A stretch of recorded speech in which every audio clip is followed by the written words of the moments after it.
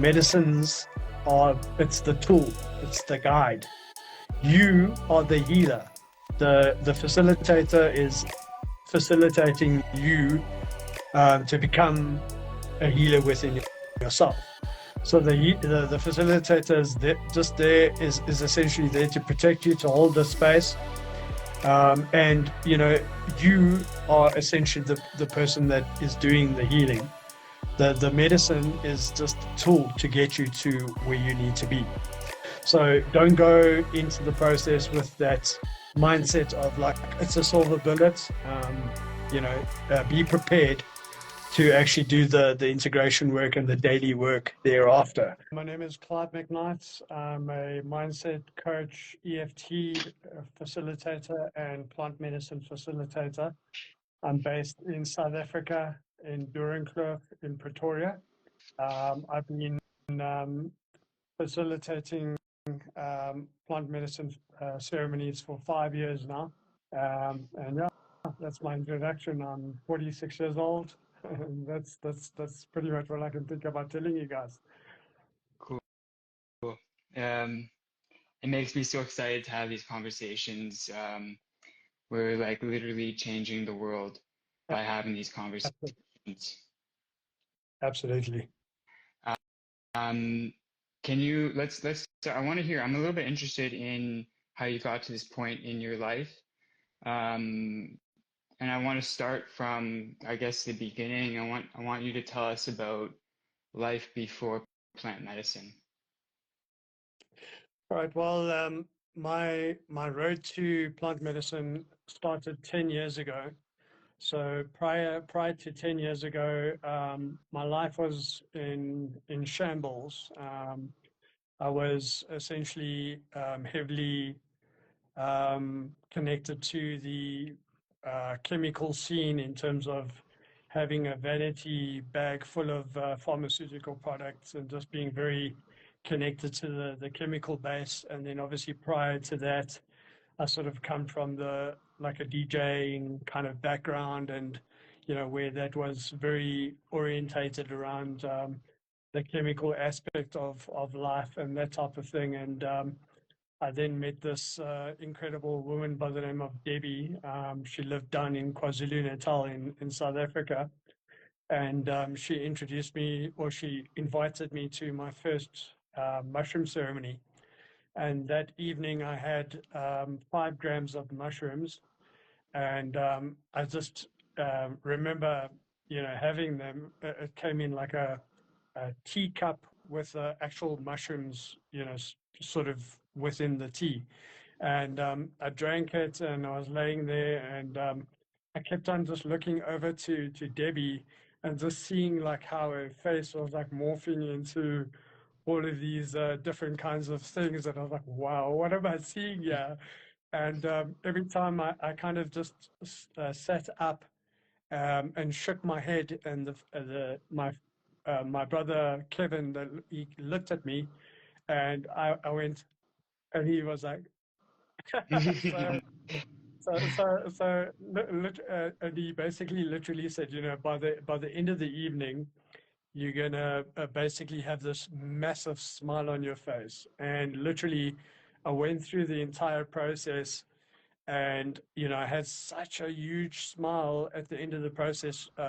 Directly after the mushrooms, they introduced me to sacred Hapé for the first time as well. And that was just an extreme, it was such a crazy feeling for me the first time, because my whole body went into this kind of tingling all over.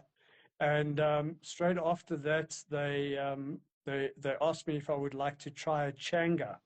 So Changa is effectively the DMT molecule that comes in the ayahuasca vines. So prior to obviously inhaling the first hit of the Changa, I introduced the Changa to the mushrooms, because obviously the mushrooms were still in my system at that point in time.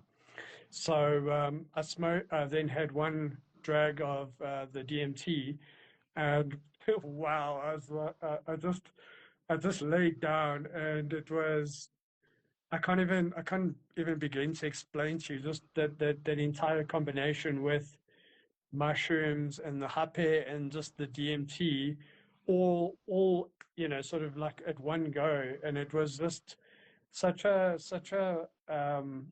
mind altering and humbling and heart opening process for me that that night literally was the catalyst that changed my life and who I was as a person. And 2 weeks thereafter, I attended my first ayahuasca ceremony.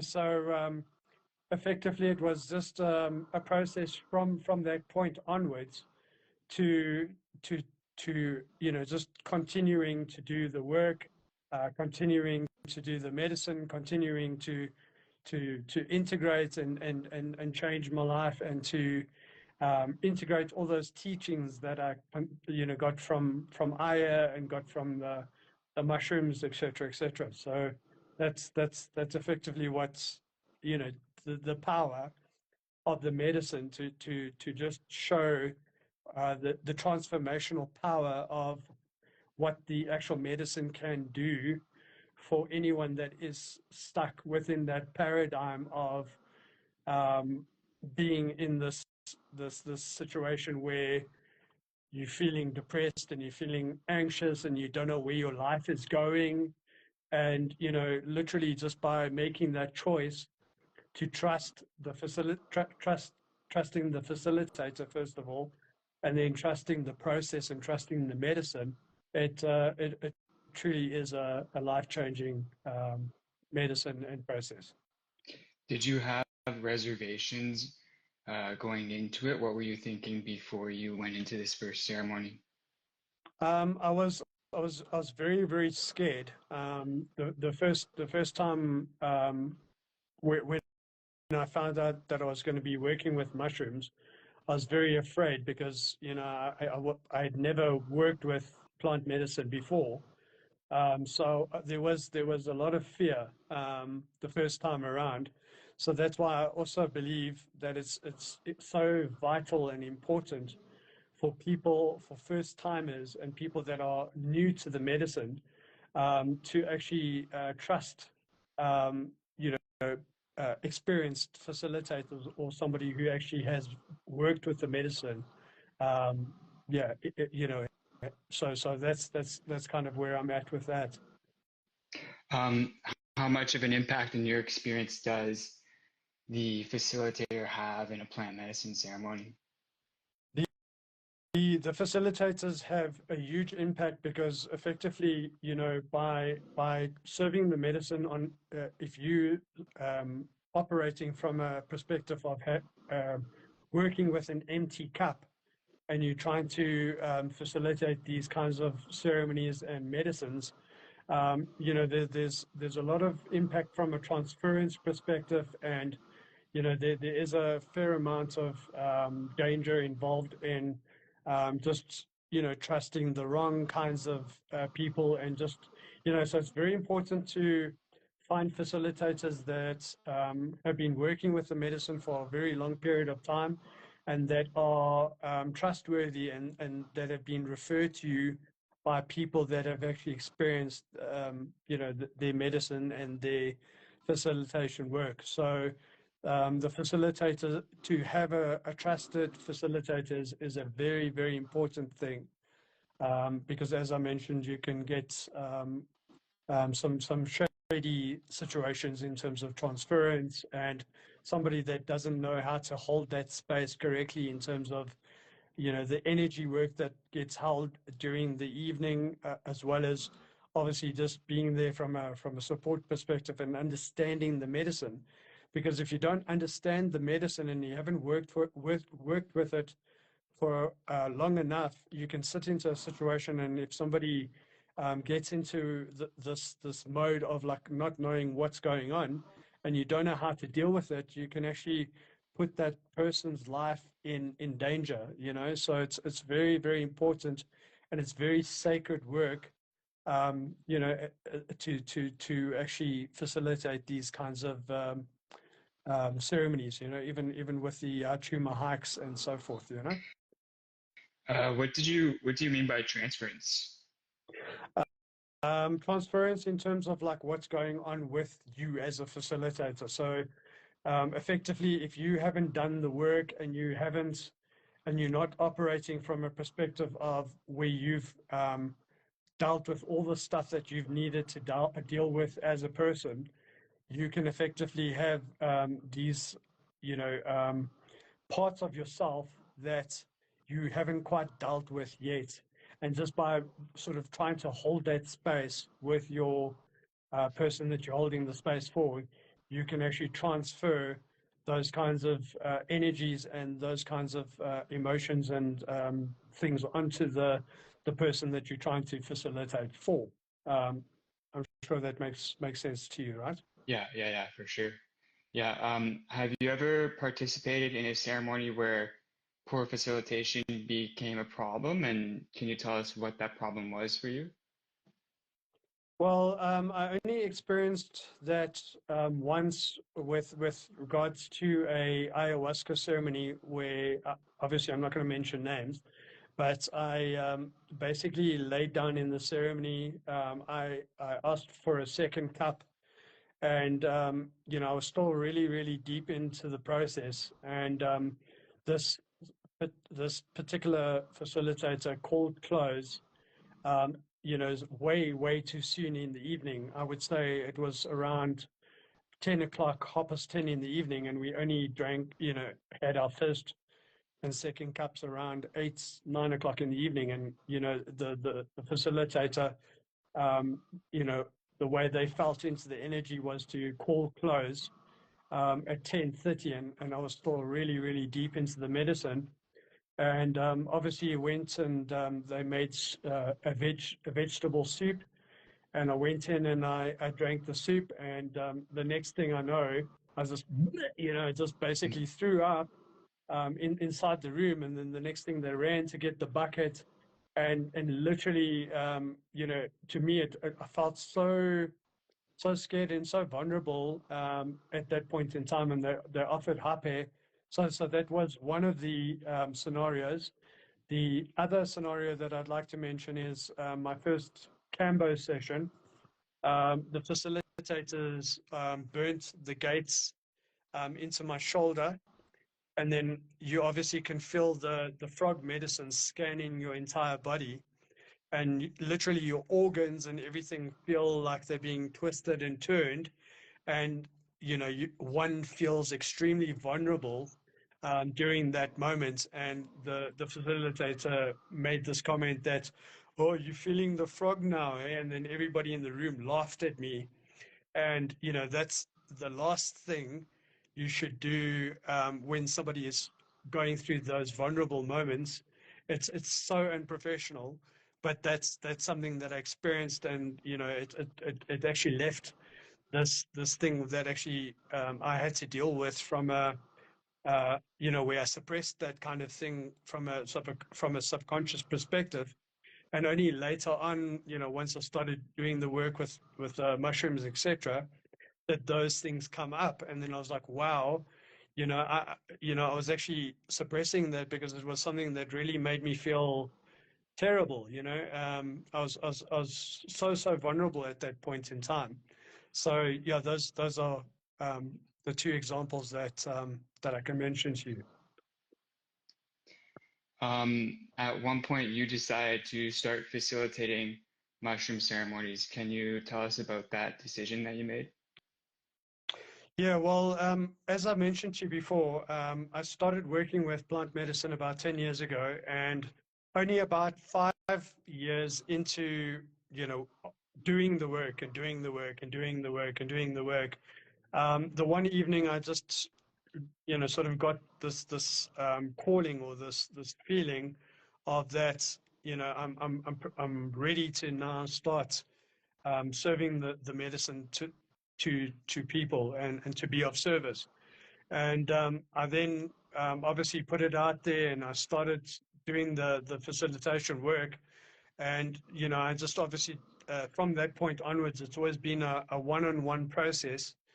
And it's the fundamental changes of the people that I've worked with is I've learned from obviously the experiences that I had experienced through the facilitation work that I had experienced within my 10 years. So I obviously used those modalities as well as using my own sets of modalities in terms of being able to just be there from a support perspective and having a psychological background and having the EFT tapping background to be able to help people tap through any kind of blockages that they're experiencing through the journey. And then obviously from a perspective of supplying them with a health form that is quite detailed in terms of like, are you pregnant? Do you suffer from diabetes? Have you worked with plant medicine before? Are you on any pharmaceutical products? Do you suffer from schizophrenia?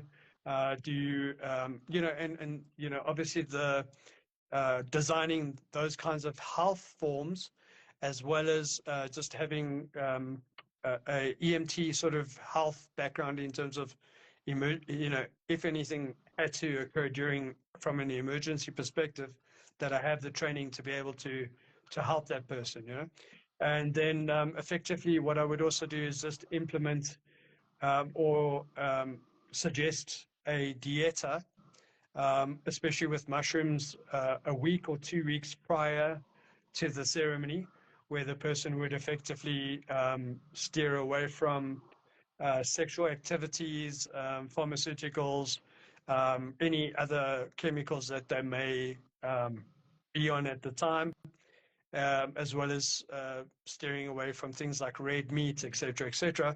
So effectively, almost like an ayahuasca dieta, but obviously not as intensive. So that's one of the other things that I implement. And then after the ceremony, the other aspect is that I do an integration process with the person like a week or 2 weeks after the ceremony. So yeah, that's pretty much my process and how the whole facilitation work started up for me. So yeah. I love the process of dieting. I've gotten into it ever since taking plant medicine. It's just it's so transforming. Yeah, it is. Yeah. It is absolutely, because I mean, literally your vessel, having a vessel that is pure makes such a huge impact on your plant medicine journey. No matter what kind of plant medicine you're working with, be it Huachuma, be it mushrooms, be it ayahuasca, it is vital to have a clean vessel, no alcohol, no sugars, no red meats, and it's so important because literally if you don't enter that space with a pure vessel, I can guarantee you're not going to get the same benefits and the same rewards from the experience compared to if you cheat and you do the things that you're not supposed to be doing. I can guarantee you. So yeah. Some people may wonder what an experience of sitting with mushrooms would be like. I mean, can you tell us about what someone can expect if they do a mushroom ceremony with you? Well, it all depends on from what perspective you're coming from and what kind of healing modality you're looking at working with, So effectively, the gents that have come to me with like cocaine addictions and that type of thing. And for the heavier sort of constructs and breaking those kinds of constructs within those kinds of people, we work with a 5 gram journey which effectively is the Terence McKennan's Euro dose. And what I've found just from using that modality and using that number of mushrooms for those types of people, I've just found that really dives the person really deep into that process and allows them to actually release um, so many subconscious constructs of their mind, as well as helping them break that form of addiction. And then obviously there have been cases where there's just been lighter doses. So I also feel into the energy and just obviously do a bit of a consultation just to find out where the person is at, prior to the actual ceremony, so that I can just get a bit of an understanding of where they're at. So effectively, if you're working with, if you're a beginner, I would say a good dose would probably be around about 1 gram to 1.5. If you've been working with the medicine for a little bit of time, I would suggest anything from 3 grams to 3.5 to 4. And then obviously if you an experienced person that has been working with mushrooms, then I would say 5 grams is definitely the number. Just from my own personal experience, there's just been so much growth and transformation within my own life, working with the 5 gram process. So what you can expect is, depending on what kinds of mushrooms you're working with, beginners, a good mushroom to work with if you're a beginner would be the golden teachers. And then obviously, if you're looking at working with mushrooms and wanting to get a little bit more out of them, then I would say anything from Amazonians to Yetis to penis envies to Trinities. There's McKennies, which are really amazing. So there's a whole variety of mushrooms, and each mushroom has its own teaching and own experience. So with the Amazonians, my favorite mix is generally 3 grams of Amazonians and 2 grams of penis envies. And with that, I just find that to be a very well-rounded mushroom experience. So you've got the visuals, and then you've got the downloads, and you've just got the all around. It's just such a beautiful and amazing and loving combination. So you go through the evening with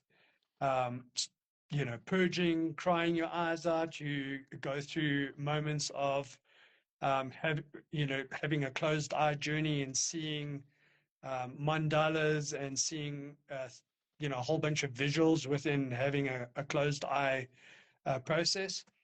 And then so that's effectively what I can tell you. And then what I also always suggest as well is, if you start working with the mushrooms and you've found your facilitator of choice, and you've made the choice to partake in the sacred practice of working with these medicines, the really good advice that I can give you is to then also look at microdosing the medicine thereafter. Basically like a Monday, work with the medicine Monday, skip Tuesday, Wednesday, have something Thursday, skip Friday, have something, and then, if you want, you can just skip the weekends.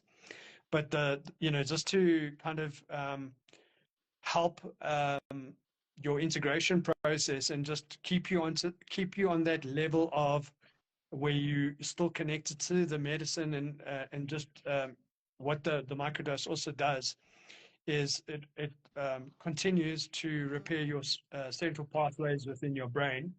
It opens up your creativity, and it also just enhances your mood. And makes everything around you look brighter, keeps away things like anxiety and depression, and that kind of thing. So that's another suggestion that I'd like to offer. You mentioned a great term there. Everyone talks about it, integration. What is, in your Yeah. opinion, what is integration? So just give me 2 seconds. I just want to have some water. Oops, my bad. So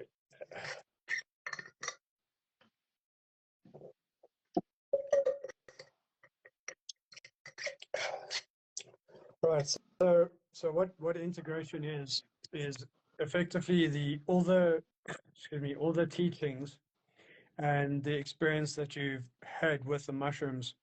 If you don't physically take the first 2 weeks to literally do the work every day on the things that had come to your subconscious mind. So what the what the mushroom does is it dives right into your subconscious mind, and it pulls memories and experiences that you have experienced as a baby, as a child, through your adult life, etc., etc., and it brings up the deepest, darkest parts of your subconscious that you have been suppressing for your entire life, and it will bring those things to the surface.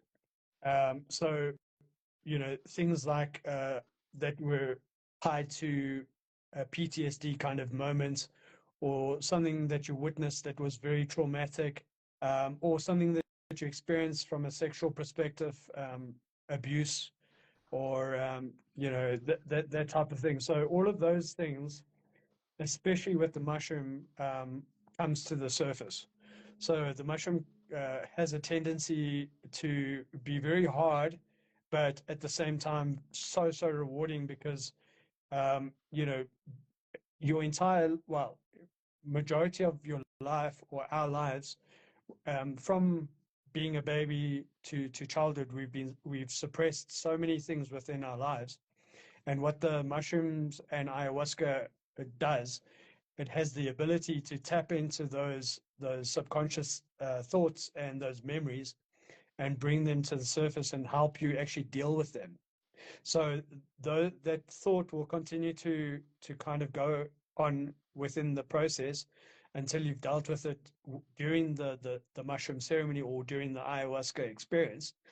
But then what the most vital and important part is to then journal everything that you had experienced through your mushroom or your ayahuasca experience, and then to take the next 2 weeks, especially, and literally work on those things, and keep those things within your thought process, and integrate those teachings and those experiences that were brought to the surface into your life, so that you can make those changes to better your life, so that those subconscious traumas and things are no longer brought to the surface, and they don't impact you and impact the people around you, like your friends, your family, etc., etc. So that's my definition of integration.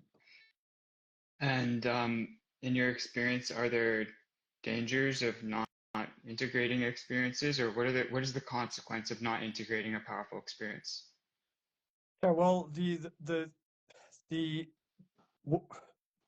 I would say that the dangers is if you don't do the integration, then you're going to just end up falling into a situation where you relapse into that same pattern or that same cycle.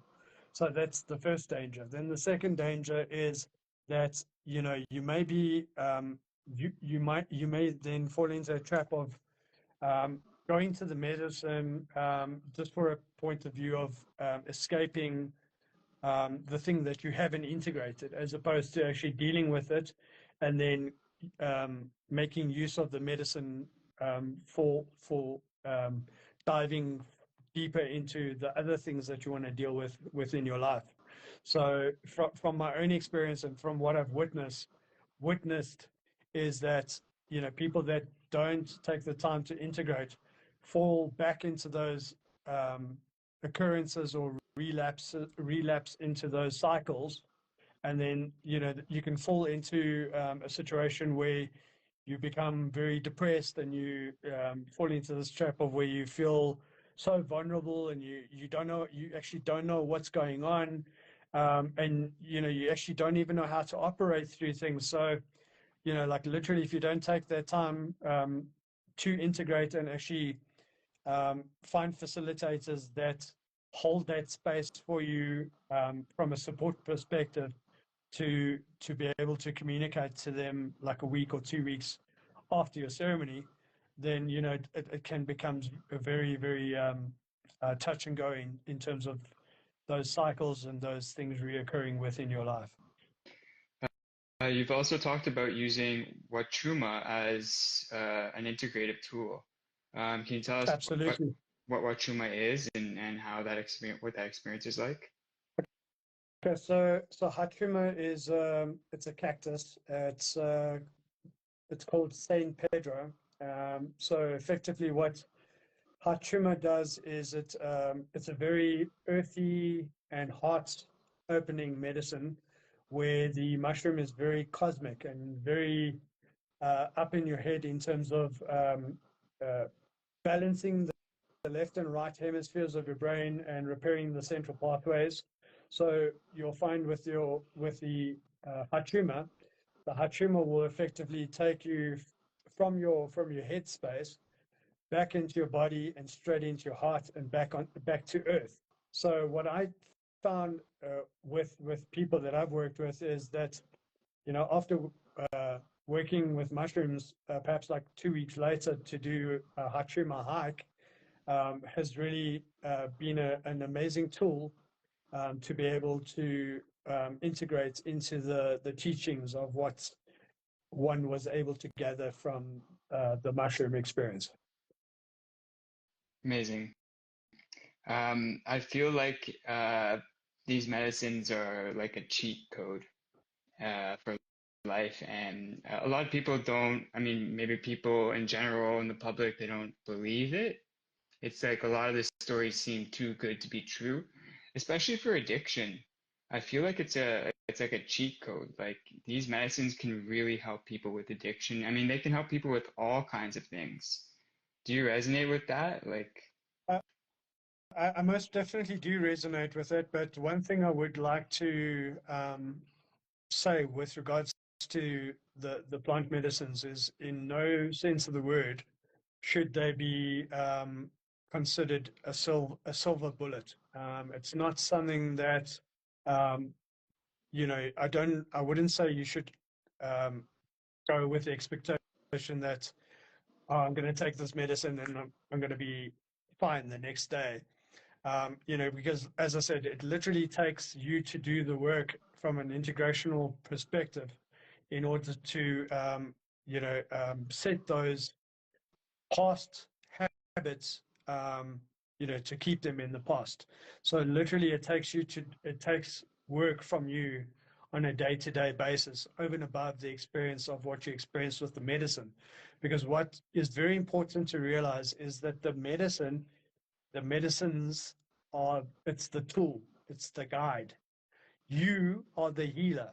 The facilitator is facilitating you to become a healer within yourself. So the facilitator is just there, is essentially there to protect you, to hold the space. And you are essentially the person that is doing the healing. The medicine is just a tool to get you to where you need to be. So that's just something I felt that I wanted to mention as well with regards to the plant medicines. So don't go into the process with that mindset of like it's a silver bullet. Be prepared to actually do the integration work and the daily work thereafter, so that you don't fall into that trap of going back into those cycles of addiction, et cetera, et cetera. So, feel free to, if you guys have any answers or questions, sorry, answers. If you guys have any questions afterwards, please feel free to DM myself and, any other facilitator that you guys may be connected to.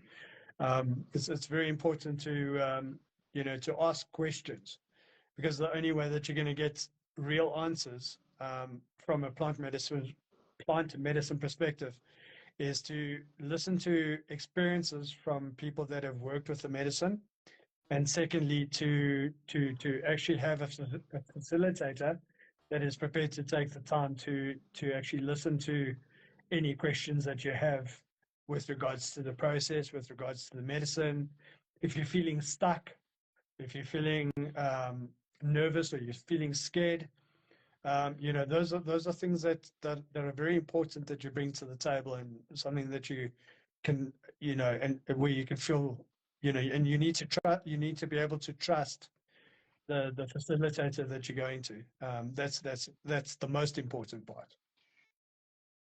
Just wrapping up, you've said before that working with plant medicine is like an onion.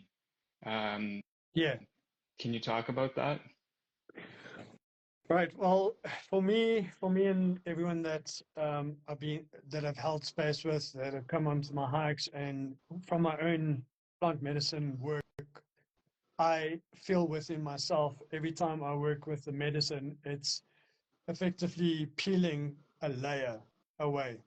So an onion is full like this, and then every time you partake in the medicine, it just peels one layer away. So that layer consists of traumas, feeling stuck, being in a limiting belief, having limiting beliefs about yourself, feeling shameful about yourself, feeling unworthy about yourself, and basically all of those past paradigms and those aspects of who you used to be literally get peeled away every single time you work with these medicines. And every time another layer comes off, you just walk out of that experience a better person, and or a better version of who you were before. So that's my definition of the onion, and I trust that you guys understand. I definitely resonate with that. The last thing that I talk about or ask when I talk about when I talk to people about these experiences, the last thing I ask is to give me your opinion about the legality of plant medicines. I mean, governments have banned them in many countries. Should these experiences be available to people if they desire to partake? I believe that there should be, because the governments are just essentially realizing, well, just from my own perspective, governments are realizing the potential of what these medicines are actually, the benefits of what they're actually doing with people, is that it's actually lifting, allowing you as a person, it's lifting the veil, and it's allowing you to see through all of the illusions and the separations, and so that's the main reason why the governments are still choosing to class some of these medicines as illegal.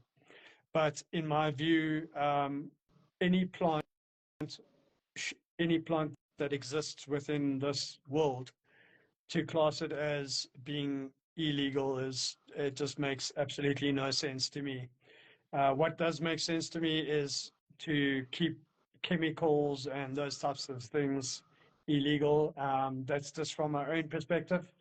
I'm not. I don't really resonate with the use of chemicals. I resonate more on the use of these plant medicines, because from what I've seen out of my own life, and the people that have chosen to do the work through me, and out of the facilitators, it's quite prevalent to see what kind of changes it's making within them, and what kinds of impact those changes are making on people around them and to the world as a whole. So, that's the fall-on effect is that, excuse me, the fall-on effect is that these medicines are having a positive impact on the world.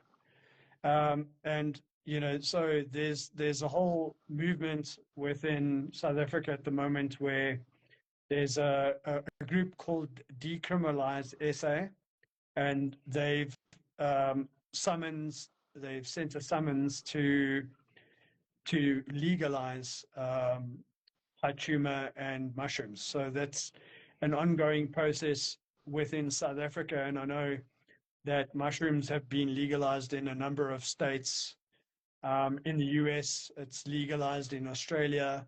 So there's a huge awareness that is being created through myself and How to Psychedelic and all these facilitators along with John F. Kennedy Jr. that has actually done the work with mushrooms, and he actually understands how vital it is for these medicines to become a part of this world's existence.